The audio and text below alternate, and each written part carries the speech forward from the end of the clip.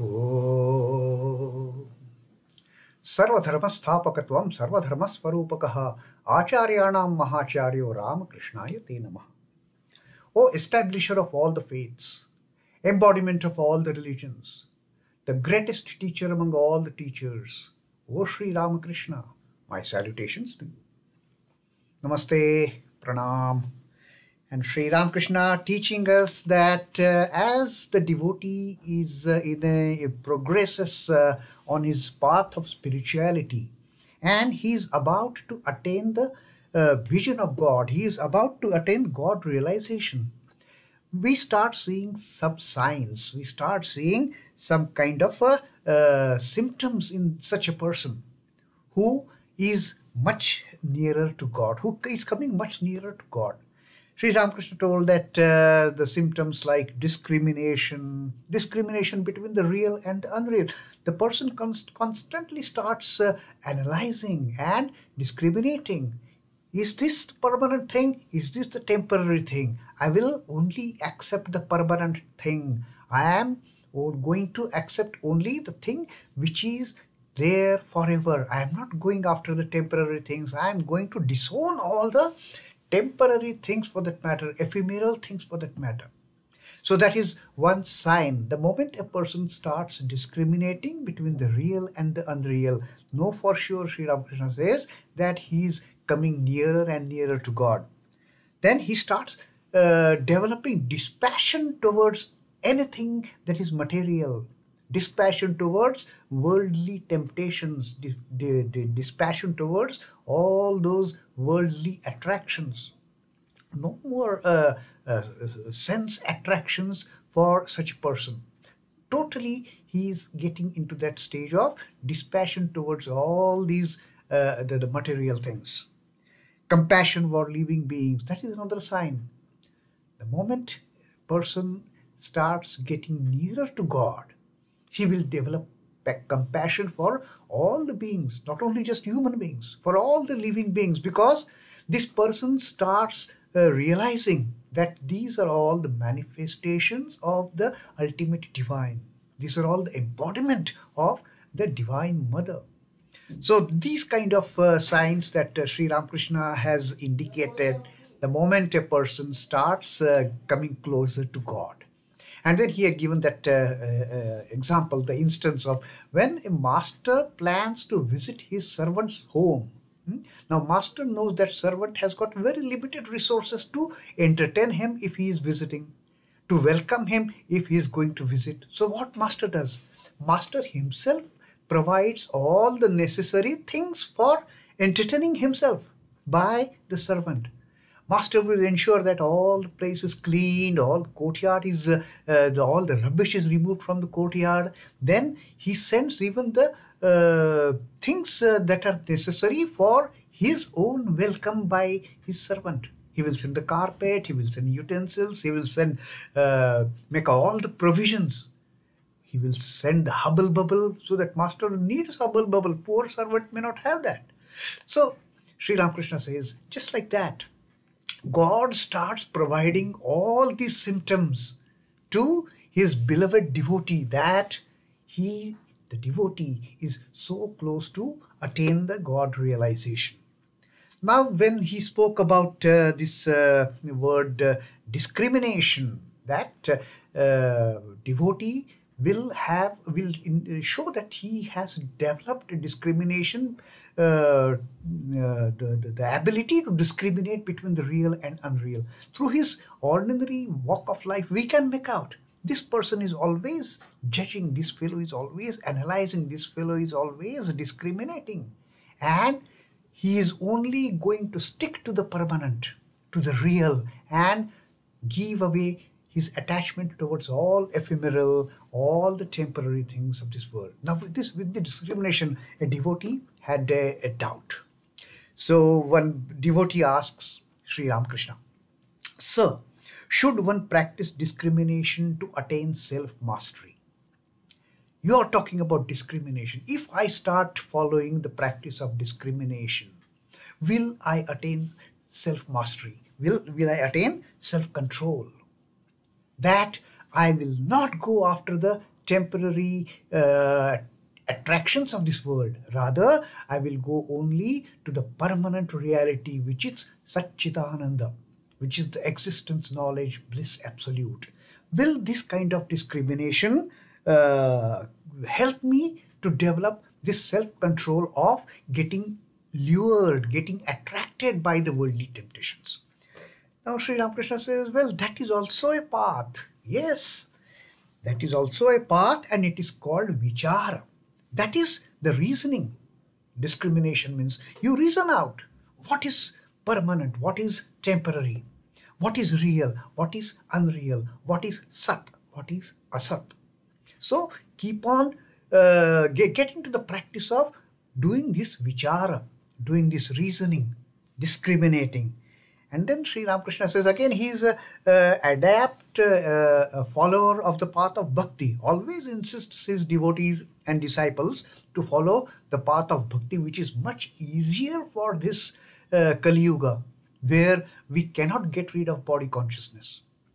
So Sri Ramakrishna says, but the inner organs are brought under control naturally through the path of devotion as well. These inner organs, what are the inner organs? Inner organs are the mind, the intelligence, the mind stuff, and ego. Manas, buddhi, chitta, and ahamkara. These are the 5 inner organs.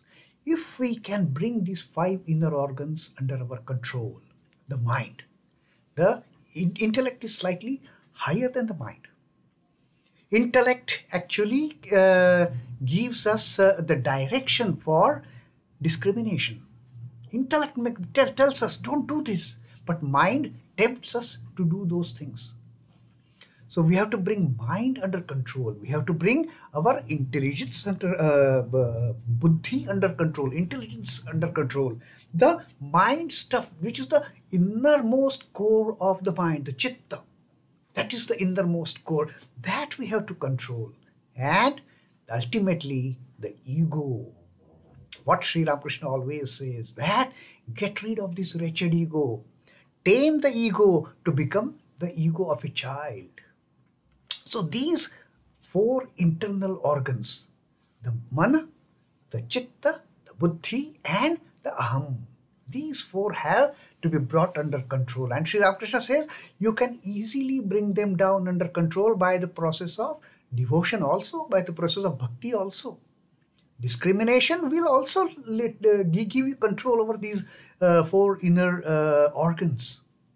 But with devotion also, you can bring them under control. In fact, Sri Ramakrishna always says, with devotion, the path becomes very easy to control these inner conflicting organs. Mind is always at conflict with the intellect. Intellect again in conflict with the chitta, with the mind stuff. And above all, the ego, the biggest wretch for that matter. Ego destroys personality. Ego destroys all the progress on the path of spirituality. So these 4 stuffs are to be controlled either by discrimination, and through devotion also you can do it. It is rather easily accomplished that way. Compared to discrimination, controlling these inner organs is much easier by the path of bhakti, Sri Ramakrishna says. Sense pleasures appear more and more tasteless as love for God grows. The moment the love for God starts growing in our heart, in our mind stuff, in our chitta, in our ahamkara also, the moment love for God starts developing, all these tendencies, they start coming under control. Sense pleasures are destroyed the moment the love for God sparks in our heart. Sense pleasures appear more and more tasteless. Now we are not attracted by all those temptations. Once the love for God generates in our heart, sprouts in our heart. Can carnal pleasure attract a grief-stricken man and a woman the day their child has died? Now Sri Ramakrishna gives a couple whose young one has died. Can that couple think of the carnal pleasure on that very day? No. So the moment all your temptations are destroyed, they are died, then you don't have to feel tempted by anything else in this world. Sri Ramakrishna says that love of God, that will kill all those temptations, and it will never make you tempted by those temptations. So that is Sri Ramakrishna's teaching to this person, that not just discrimination for self-control. Even with bhakti, you can develop this self-control. You can have this mastery over self-control of controlling all the inner organs of mind, the intellect, the mind stuff, and the ego. And you start progressing further and further towards path of realization. Now this devotee again asks, Sri Ramakrishna has spoken about the developing love of God kills our attraction towards sense pleasures. So devotee asks, how can I develop love for God? And for that, Sri Ramakrishna has got a very simple answer. Sri Ramakrishna says, repeat his name. Repeat his name and sins will disappear. Like he had said, that repeating the name of God, chanting the name of God, singing the glories of the God is like clapping your hands under a tree where birds are sitting. With the sound of those claps, the birds will fly away. With the sound of chanting the name of the Lord, the birds of sin will fly away. Thus you will destroy lust, anger, the desire for creature comforts, and so on. Keep on chanting the name of the Lord 24 hours a day. Every single minute of your existence, keep on chanting, keep on thinking about God. Develop that will develop the love for God. And once that love for God is developed within you, then you become your self-master. And then devotee again asks, how can I take delight in God's name? That you are saying, okay, repeat, but I'm feeling as if I'm being burdened to do this duty of chanting the name of God. I don't get pleasure. I don't get delight in chanting the name of God. How can I get delight? So that I go on chanting the name day after day after day, all through my life. Whichever tasks we do, first we should feel happy ourselves inside doing that task. If we are happy, if we get joy, if we get delight, if we get bliss in performing that task becomes so simple for us, even ordinary tasks. So here the devotee says, how can I develop delight in taking the name of Lord? I should not start feeling that I am doing it under compulsion. I am being forced to chant the name of God. Rather, when I am chanting the name of God, I should get delight in chanting the name of God. How can I develop that particular attitude? Then Sri Ramakrishna says, pray to God with a yearning heart, that you may take delight in his name. You pray to God for that also. For getting that delight also, you pray to God, oh God, make my mind delighted, make my heart delighted when I'm taking your name. Let me get intoxicated by that bliss of taking your name. Let me get into that habit of taking your name and getting that delight, the bliss, the joy, the pleasure. He will certainly fulfill your heart's desire. Sri Ramakrishna says, the God will give you that delight. Just pray to him yearningly. And how one should pray to God yearningly? For that, Sri Ramakrishna now sings a very beautiful song. Sri Ramakrishna is singing, it is like a child is pleading to the Divine Mother to show her grace to the suffering men, to the men who are suffering under this ignorance, the men who are suffering, not getting delight in taking God's name. For such sufferers, for such people who are suffering constantly, now the child is singing to its mother. Oh mother, I have no one else to blame. Alas, I sink in the well these very hands have dug. Mother, I have myself dug this well, and now I am sinking in it. I should not blame anyone else. I am only to be blamed for that, for what I have done. I have dug this well. With 6 passions for my spade, I dug a pit in the sacred land of heart. With 6 passions. The passions are the worst enemies, and they can also become friends if they are controlled. So the child is saying, oh mother, with 6 passions, like for digging the well, or earlier days they used to use spade, that instrument to dig the soil. So Sri Ramakrishna says, what is that spade that I have used to dig this well?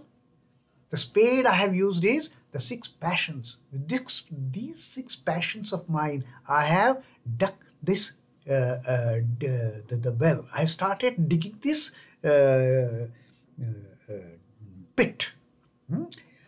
I dug a pit in the sacred land of heart, earth.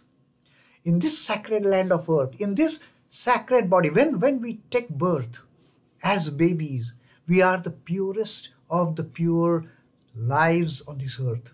A baby newly born, most pure, the most humble, most egoless.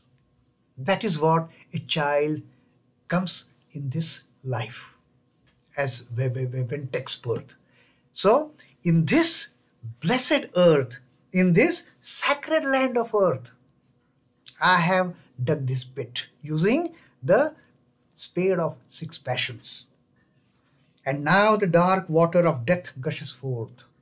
And what is the result of digging a pit using the 6 passions? That the dark water is gushing out. It is not a pure water. It is very dirty. It is very dark. It is unhealthy. That water is now gushing out from this well. How can I save myself, oh my Redeemer? Now, this is the situation I have myself put into. How can I save myself, oh Mother? This is the child's prayer to the Divine Mother. Surely, I have been my own enemy. How can I now ward off this dark water of death? No one to blame. I'm my own enemy. Now, this dark water has come up. This dark water of death is now bubbling. It is jumping. It is coming up and up and up and going to drown me. I'm going to sink in that dark water of death. Behold, the waters rise to my chest. Oh, Mother, the water level is rising up. Now it has come to my chest. Till now it was, some time back, it was only till the level of my feet, till the level of my ankles, till the level of my knees, till the level of my thighs. And now it has risen above. It has come up to the level of my chest. How can I save myself? Oh, Mother, save me. Very soon this water will drown me completely.